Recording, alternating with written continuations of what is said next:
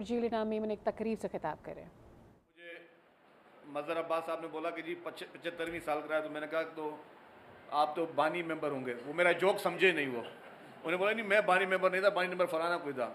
मैं ये कहना चाहता कि 75वीं में तो आप भी कम से कम 75 तो क्रॉस कर चुके होंगे।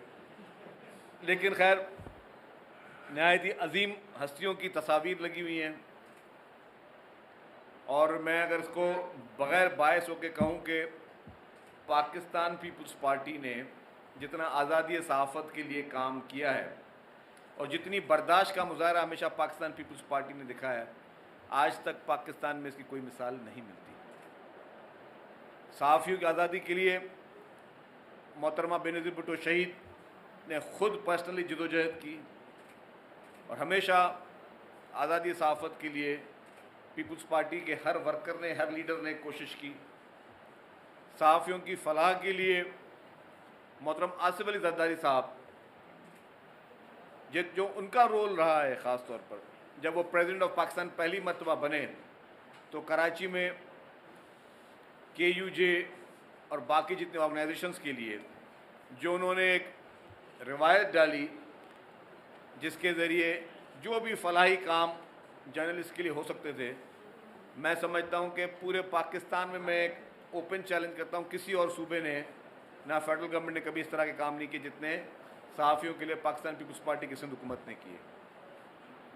और हम समझते हैं कि कोई एहसान नहीं है, मुख्तलिफ प्रेस क्लब हों, मुख्तलिफ यूनियंस हों, और हमने लिमिट कहीं नहीं रखी हुई कि ठीक है हमने अगर प्रेस क्लब को ग्रांट दे दी, पूरे सिंध के प्रेस क्लबों को हमने मुख्तलिफ एसोसिएशंस को जर्नलिस्ट की ग्रांट दे दी, तो अब हमारा वास्ता नहीं, अब आप जानो आपका काम जाने। नहीं, जो मेरे सहाफ़ी दोस्त मुझे जानते हैं या सिंध हुकूमत को जानते हैं, कभी भी कोई एक्सेप्शनल केस हुआ है, कभी भी किसी भी सहाफ़ी का, तो यकीन माने पहली फुर्सत में सबसे पहले शायद उसके लवाहिकीन या उनके फैमिली मेम्बर से पहले सिंध हुकूमत पहुँचती है उधर, चाहे वो हॉस्पिटल्स हों, चाहे खुदा न खासा कोई और इमरजेंसी हो।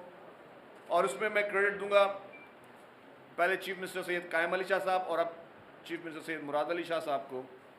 कभी वो पूछते नहीं, हालांकि कुछ ऐसे डिसीजंस होते हैं जो हमें पूछने पड़ते हैं, क्योंकि अगर किसी सहाफ़ी का कोई इलाज करवाना है किसी बड़े प्राइवेट हॉस्पिटल में, तो डेफिनेटली वो इंफॉर्मेशन मिनिस्टर का डोमेन नहीं है। वो पहले फाइनेंस को बोलेगा, चीफ मिनिस्टर को बोलेगा, फिर वो हेल्थ डिपार्टमेंट को बोलेगा कि ये काम कर लो। यकीन माने रिसेंटली जितने भी वाक़यात हुए हैं, तो ना मैंने चीफ मिनिस्टर साहब से कभी पूछा है, ना मैं किसी हेल्थ मिनिस्टर साहब से पूछता हूँ। मैं डायरेक्टली हेल्थ सेक्रेटरी को बोलता हूँ कि जी आप फौरी तौर पर लेटर भेजें फ़लानी हॉस्पिटल में कि एक जर्नलिस्ट जो है उसकी हालत तशवीशनाक है, उसको इलाज करवाना है, और वो भेज देते हैं। और फिर पीछे हम CM साहब को बताते हैं कि सर हमने कर लिया, वो बोलते हैं बहुत अच्छा किया। हेल्थ मिनिस्टर को बताते हैं, बोले जी बहुत अच्छा किया। फाइनेंस सेक्रेटरी को बताते हैं, बोले सर वी आर रेडी। तो ये एक माइंडसेट हमारा बन चुका है, ये हमारी प्रैक्टिस बन चुकी है, और उसमें मैं कोई लफ्ज़ भी कुछ शुगर कोटेड नहीं बोल रहा। जितने मेरे सहाफ़ी दोस्त हैं जो यहाँ पे बैठे हैं, सुन रहे हैं, देख रहे हैं, वो सब इस चीज़ के गवाह हैं कि सिंध हुकूमत का माइंडसेट ये बन चुका है। कभी कोई काम करना है, नेकी का काम है, किसी सहाफ़ी का काम है, किसी का जेन्युइन मसला है, तो बग़ैर पूछे हुए, बग़ैर कोई एक्सक्यूज़ दिए हुए कि नहीं यार सरकार के पास फंड नहीं है, सरकार इलाज नहीं करा सकती, यार हमने तो ऑलरेडी प्रेस क्लबों को पैसे दिए हैं, वो आप उधर से जाके कराएं, हम तो ग्रांट देते। नो, ये हमारा माइंडसेट और ये पाकिस्तान पीपल्स पार्टी की लीडरशिप की वजह से बना है, शहीद मोहतरमा बेनज़ीर भुट्टो साहबा की वजह से बना है, मोहतरम आसिफ अली ज़रदारी साहब की वजह से बना है, और मोहतरम बिलावल भुट्टो ज़रदारी साहब की वजह से ये माइंडसेट सिंध हुकूमत का है कि सहाफ़ियों की जहाँ तक बात हो, उनके हुकूक की बात हो, उनके जायज़ हक़ों की बात हो, उनकी आज़ादी सहाफ़त की बात हो, तो सिंध हुकूमत और पीपल्स पार्टी ने पहली पार्टी होगी जिसने हमेशा कदम रखा होगा। जर्नलिस्ट के लिए जो जर्नलिस्ट कमीशन बना है, मज़हर अब्बास साहब भी हैं उसमें, बाकी लोग भी हैं। पाकिस्तान ने कितने सूबों में या फेडरल गवर्नमेंट अभी तक बना है? नहीं बना ना। ये आपकी और हमारी पाकिस्तान पीपल्स पार्टी की सिंध हुकूमत है जिसने बनाया है। और मैं आपको इतना बता दूं कि शायद मुझे कहना चाहिए नहीं कहना चाहिए, आज अगर मीडिया इंडस्ट्री अल्हम्दुलिल्लाह सरवाइव भी करे, तो वो पाकिस्तान पीपल्स पार्टी की सिंध हुकूमत की वजह से। इसकी बेशतर चीज़ें हैं, मैं उसको ज़्यादा उसमें नहीं जाता, लेकिन हमेशा पाकिस्तान पीपल्स पार्टी की सिंध हुकूमत ने दिल खोल के इस इंडस्ट्री को मजबूत से मजबूत तर बनाने की कोशिश की। हमारे दोस्तों ने बात की कि अखबारों में, बिल्कुल अखबारों को सपोर्ट हम कर रहे हैं, मजीद करने के लिए तैयार हैं, लेकिन उसके लिए आपने रीडर्स को बढ़ाना पड़ेगा। आप अखबारों को बिजनेस के जरिए अखबारों की रीडिंग नहीं बढ़ा सकते, आपने रीडरशिप बढ़ानी पड़ेगी। अनफॉर्चुनेटली हमारे मुल्क में मुझे बड़ा अफसोस के साथ कहना पड़ता है कि रीडरशिप दिन ब दिन कम होती जाती है। आप बाहर जहाँ कहीं भी जाएं, कोई अगर रेस्टोरेंट में बैठा हुआ है या कोई सफ़र कर रहा है तो उसके हाथ में किताब ज़रूर होगा। अनफॉर्चुनेटली हम लोगों ने किताब से दूरियां अपनी बढ़ाते जा रहे हैं, दिन ब दिन हम पढ़ने से कासिर होते जा रहे हैं। आजकल तो अब नई टेक्नोलॉजी आ गई है, सारा दिन सब जो है वो टिकटॉक पे और फेसबुक पे लगे हुए हैं।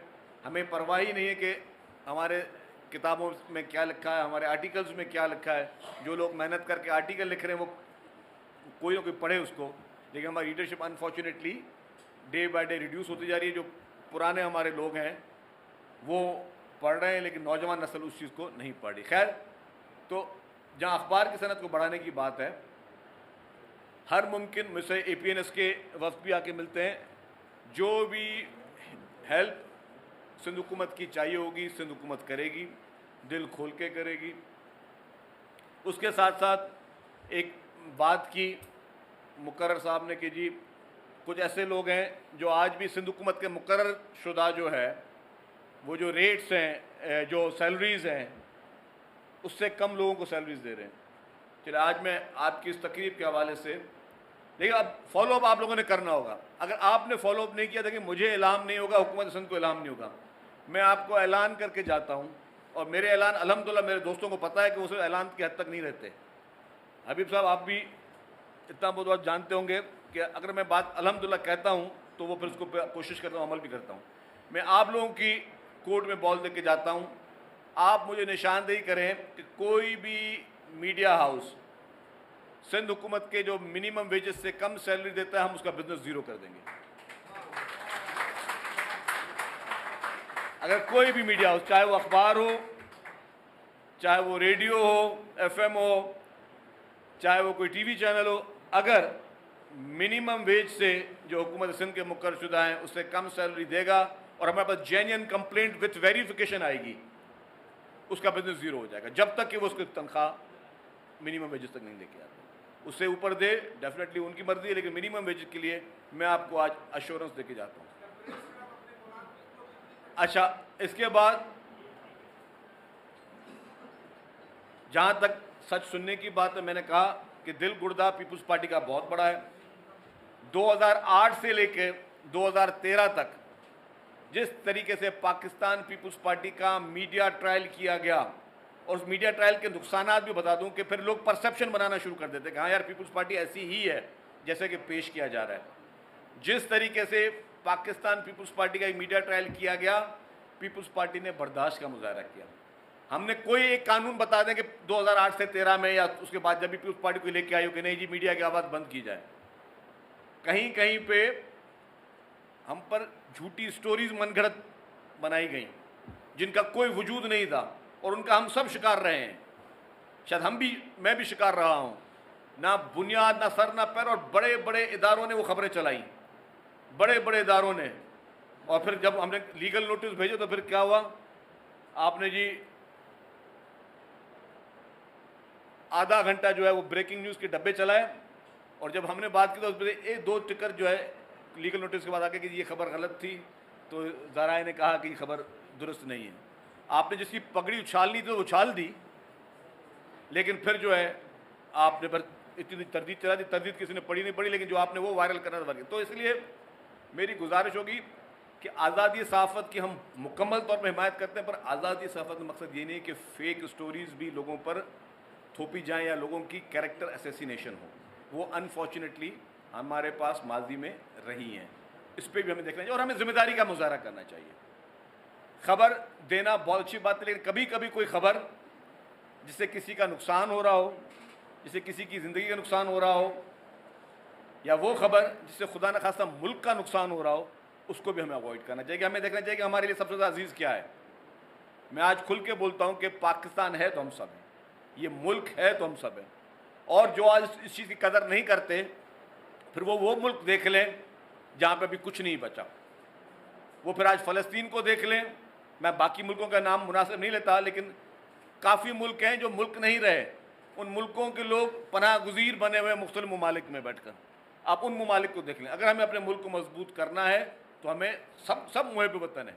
मैं भी कहता हूँ कि पाकिस्तान में कोई भी ऐसा शख्स नहीं जो मुहिब वतन ना हो, लेकिन शायद हमारी सोच गलत है कहीं कहीं पे, या कुछ जो हमारे समझाने वाले हैं, जो हमारे ऊपर लीडर आते हैं, उनकी सोच इस तरह की है कि वो नफ़रत की सियासत करें, वो नफ़रत लोगों के जहनों में डालें, वो इस तरीके से सोशल मीडिया के ज़रिए इस तरह की चीज़ें फेंके जिसकी वजह से भाई भाई से लड़े, नफ़रत हो, झूठे प्रोपेगेंडाज हों, इदारों के ख़िलाफ़ मनफी मुहिमें चलें, अपने ही मुल्क के हम पॉलिटिकल पार्टीज या उन लीडरों को बैठ के मलाइन करें। ये भी हमें से गुरेज करना चाहिए कि हमें इस वक्त पाकिस्तान को ज़रूरत है, तो पाकिस्तान को यूनिटी की ज़रूरत है, पाकिस्तान को इत्तेहाद की ज़रूरत है, पाकिस्तान को हम आहंगी की ज़रूरत है, पाकिस्तान को आज ज़रूरत। और अगर इस ज़रूरत को हमने आज सही नहीं समझा ना, तो मैं समझता हूँ कि कल खुदा न खासा बहुत देर ना हो जाए। जो पाकिस्तान के इशूज़ हैं इस वक्त, जो हमारी फॉल्ट लाइन्स हैं इस वक्त, जो इस वक्त हमारे जेन्युइन इशूज़ हैं मुख्तलिफ इलाकों में, उसको हमें एड्रेस करना पड़ेगा, हमें बैठ कर एड्रेस करना पड़ेगा, हमें उनको हल करना, और आपने हमने करना है, इन्हीं सिस्टम के साथ बैठ कर करना है। अगर कोई आज नहीं मान रहा तो हम फिर, अगर नहीं मान रहा तो उससे हम प्यार से बात करके दलाइल के ज़रिए उसको आगाह कर सकते हैं। मज़हर अब्बास साहब ने कहा या दूसरे दोस्तों ने कहा कि जी हमारे बहुत सारे सहाफ़ी जेलों में गए, उनके साथ ज़्यादतियाँ हुई आज़ादी सहाफ़त की वजह से। बिल्कुल सही कहा है। कितने सहाफ़ी जो थे उनमें से जेल में से निकले और उन्होंने आने के बाद, या जो जेल में तहरीर लिखते थे उसमें खुदा न खासा नफ़रत फैलाते थे वो, या क्या वो लोग जिनको जेलें काटनी पड़ी, बेवजह लोगों ने जेलें काटी, हमने भी बेवजह जेलें काटी, सब ने बिला वजह जेलें काटी हैं। जेलें काटने के बाद मकसद है कि आपने फिर क्या करना है, मुल्क को खिलाफ नुकसान पहुँचाना है। जितने सहाफ़ी गए जेलों में, क्या उन्होंने आके मुल्क के खिलाफ चीज़ें लिखना शुरू की, या उन्होंने मुल्क के खिलाफ प्रोपेगेंडा शुरू किए? उन्होंने एक जेन्युइन चीज़ में कहा जी मेरा हक़ है कि मुझे आज़ादी सहाफ़त का इख्तियार है, मैं वो करता रहूँगा, मेरी लड़ाई इस पे है कि जी मुझे सच लिखने से कोई रोक नहीं सकता। ये उन्होंने बदले में आके मुल्क को नुकसान नहीं पहुँचाया। तो हमें इस सोच को लेना पड़ेगा कि जी हमें इस मुल्क को नुकसान किसी सूरत में नहीं पहुँचने देना, और ये सबका फ़र्ज़ है, हर इंडिविजुअल का फ़र्ज़ है। हम अनफॉर्चुनेटली, मुझे बड़ा अफसोस के साथ कहना पड़ रहा है कि हम लोग गैर जिम्मेदाराना होते जा रहे हैं। हम अपने फ़र्ज़ों को समझने के लिए तैयार नहीं हैं, हम अपनी गलतियों को मानने के लिए तैयार नहीं हैं, हम सच्चाई का सामना फेस करने के लिए तैयार नहीं। हमें उन सब चीज़ों के लिए मुत्तहद होना पड़ेगा, और मुत्तहद होने के लिए मैं फिर कहता हूँ कि सारी चीज़ों को छोड़कर, अपने इख्तलाफात को छोड़कर, आज जितनी भी पॉलिटिकल पार्टीज़ हैं, चाहे कोई अपोजिशन में बैठी हुई है, चाहे हुकूमत में बैठी हुई है, उन सब को मिल बैठकर, अपने इदारों के साथ बैठकर, इस मुल्क के साथ बैठकर एक कामयाबी के साथ, एक ताकत के साथ हमें खड़ा होना पड़ेगा। तभी हमारे मुल्क का सर्वाइवल है, हम सब लोगों का सर्वाइवल है। चैलेंजेस हैं, महंगाई है, और महंगाई चैलेंजेस से निपटने के लिए भी मुत्तहद होना लाजमी है। हमारा ये फ़र्ज़ होना चाहिए कि हम ऐसी चीज़ें लिखें कि लोगों को बोलेंगे जी ठीक है, आप अगर झगड़ा ईगो का है तो आप बड़े हो, लेकिन बराए मेहरबानी आके बैठो, बातचीत करो। अनफॉर्चुनेटली ये नहीं कि अगर मेरी हुकूमत चली गई तो फिर मेरी किसी से बातचीत नहीं है। अगर मेरी हुकूमत चली गई तो मेरी जो है कि मेरी अब मेरी सियासत अलग है, या मैं फिर मुल्क के ख़िलाफ़ जो है वो जहर उगाना शुरू कर दूँ। इस सोच को हमें ख़ात्मा करना पड़ेगा, और दिल बड़ा करना चाहिए। दिल बड़ा करने में पाकिस्तान में अगर किसी ने रोल प्ले किया है तो वो मोहतरम आसिफ अली जरदारी साहब ने किया। जिस तरीके से वो फॉरगिव और फॉरगिवनेस की पॉलिसी पे चलते हुए हमेशा अपने बदतरीन मुखालफों को टेबल पे बिठाने के हामी रहते हैं, या जिस तरीके से उनसे डायलॉग की बात करते हैं, ये सोच पाकिस्तान के हर पाकिस्तानी में और साहिब इक़्तिदार सियासतदान में और बाकी सब लोगों में होनी चाहिए कि हम अपना दिल बड़ा करें, हम अपनी सबको वेलकम करने की बात करें, सबको जोड़ने की बात करें। मोहतरम बिलावल भुट्टो जरदारी साहब ने कराची इलेक्शन में भी कहा कि हम सब का कराची इज़ फॉर एवरीवन। हम ये बात नहीं करते कि यार कि जो फॉल्ट लाइन्स है उनको टच करें। आप हमेशा लोगों को मिलाने की बात करें, लोगों को जोड़ने की बात करें, और ये सारी तहरीकें, ये सारे मकासद तब पूरे होंगे जब हम अपने जर्नलिस्ट कम्युनिटी को अपने साथ रखेंगे, जब हमारे सहाफ़ियों को हम अपने साथ कंफर्टेबल लेकर चलेंगे कि जब हमारा सहाफ़ी वो चीज़ें लिखे, वो पैगामात लिखे जिनसे लोगों की तरबियत मिले, लोगों को फौकियत मिले कि यार आप मिसाल दें। अगर बड़े बड़े यहाँ पे आज सीनियर सहाफ़ी बैठे हुए हैं तो वो उस तरह की चीज़ें लिखें कि लोगों को मिसाल बताएं कि जो रवैया आज आपने इख्तियार किया हुआ है आपस में लड़ाई का, या आपने खलीजें आपस में खींची हुई हैं, इस लड़ाई का नतीजा दुनिया के बाकी ममालिक में किस तरह हुआ है, बाकी कौमों ने इस तरीके के चैलेंजेस को किस तरह फेस किया हुआ है। और अगर आपने वही रविश रखी तो खुदा न खासा आपका क्या असर हो सकता है। हमें एजुकेट करने की ज़रूरत है लोगों को, हमें लोगों से प्यार से बात करने की ज़रूरत है, हमें लोगों को जोड़ने की ज़रूरत है, हमें भाई से भाई को जोड़ने की ज़रूरत है। ये रविशें हमें हमेशा के लिए ख़त्म करनी होंगी। आज़ादी सहाफ़त के लिए पहले भी हम खड़े हुए, आज भी खड़े, और इस मुल्क में इस वक्त जो सहाफ़ी या मीडिया बेहतरी के लिए रोल प्ले कर सकता हो और कोई नहीं कर सकता। किसी ना किसी को आगे आना होगा लोगों को जोड़ने के लिए, किसी ना किसी को ये पोलराइजेशन को खात्मा करना पड़ेगा कि ये ना हो कि आज कोई शख्स ये बात कर रहा है लेकिन इससे पहले पीपुल्स पार्टी की लीडरशिप जितना बदतरीन, मैं कहता हूँ इंतकामी कार्रवाई पीपुल्स पार्टी की लीडरशिप के खिलाफ हुई है, पाकिस्तान में किसी के खिलाफ नहीं हुई है। जानों के नजराने अगर किसी पार्टी की लीडरशिप ने दिए तो वो पाकिस्तान पीपुल्स पार्टी की लीडरशिप ने दिए। उसके बावजूद भी, और मेरी बात हम लोग करते हैं, लोग कुछ उसको मुख्तलिफ निगाह से देखते हैं, शहीद मोहतरमा बेनज़ीर भुट्टो का शहादत का जो वाक़या था 27 दिसंबर का, क़यामत सुगरा से कम नहीं था। और अगर खुदा न खास्ता किसी और के साथ भी होता तो उस वक्त के जज्बात सिर्फ वही समझ सकता है जिसके सामने उसके यतीम बच्चे हों, मासूम बच्चियाँ हों, उनका रोना, उनका वो अफसोस, उनका वो सदमा, उनका वो कोहराम, और वो शख्स नारे भी सुन रहा, वो कह रहा हो कि पाकिस्तान खपे। ये अभी लोगों को बहुत छोटी बात लगती है, बहुत मुख्तसर बात लगती है, लेकिन मैं कहता हूँ ये आसिफ अली जरदारी साहब का पाकिस्तान के ऊपर पाकिस्तान का बेटा होना साबित किया उसने। इससे बड़ी मुहब्बत नहीं और कुछ नहीं हो सकती कि आप बदतरीन हालात में भी आप नारा लगा रहे हो जब आपके पास स्लोगन्स कुछ और चल रहे हो। इस तरह की मैच्योर लीडरशिप ही पाकिस्तान को आगे लेके जा सकती है। और मेरी अपनी भी फीलिंग ये है कि आज भी जो क्राइसिस है उसमें से भी अगर कोई निकाल सकता है तो मोहतरम आसिफ अली जरदारी साहब ही पाकिस्तान को इन क्राइसिस से इंशाअल्लाह ताला निकालेंगे और सबको जोड़ेंगे आपस में। क्राइसिस से निकालने का मकसद ये नहीं है कि हमने किसी टॉपिक पर बात नहीं करनी है, हमने हर टॉपिक पर बात करनी है। अगर बलूचिस्तान के हमारे दोस्त जो है वो किसी वजह से नाराज़ हैं तो हमने उनसे बात करनी है, और उसकी मिसाल मोहतरम आसिफ अली जरदारी साहब दे चुके हैं। जब उन्होंने आगाज़ हुकूक बलूचिस्तान शुरू किया तो पहले उन्होंने बोला कि मैं बलूचिस्तान के लोगों से अनकंडीशनल माफ़ी मांगता हूँ। ये उनका पहला नारा था।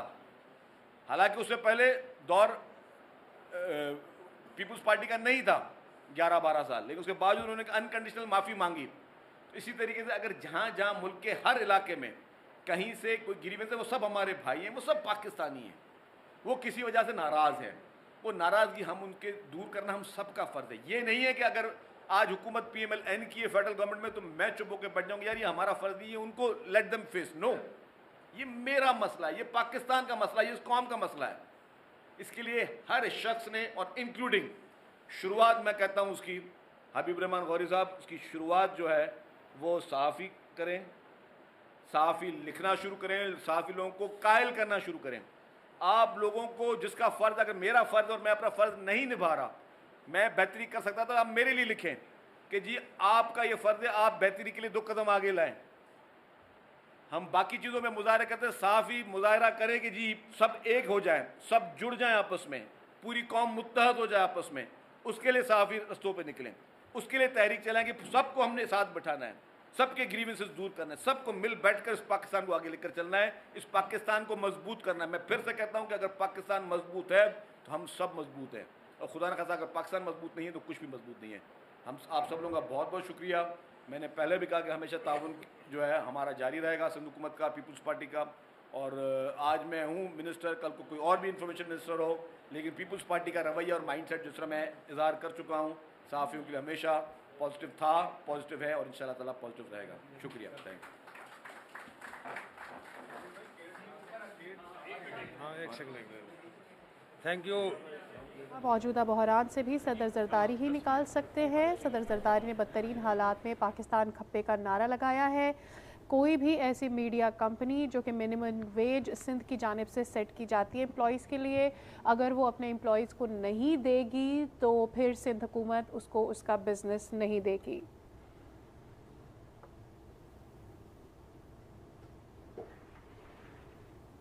इसी के साथ खबरों से फिलहाल अपडेटेड रहने के लिए विजिट कीजिए